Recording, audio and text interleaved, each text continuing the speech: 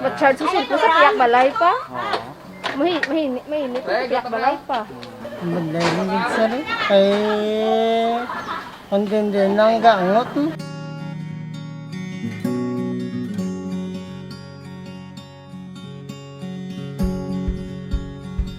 Siyempre, sa katigadon, nasa na, isa pa. Ay kami kabalo kung paano ganong process na sa. Siguro sang previous nga kuan nga kompanya like Teco, siguro mahal ang ilang installation. Kaya sang kamo nagahata kamo sang pabor nga pwede ma-installment. Kung na lang may 10,000 ka, 15,000, hindi ka na makuha ang construction ng bana mo. Nasubong niya, ang yakamol, may promo. May sa kalibungan taon, takdan ka na yun.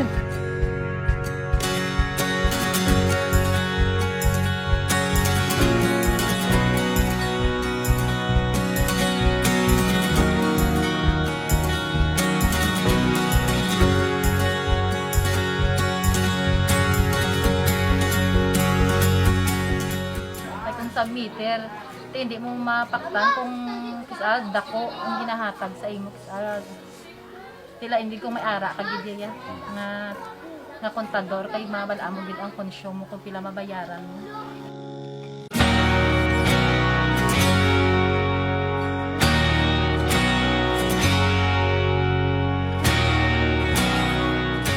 Thank you gid sa more sir.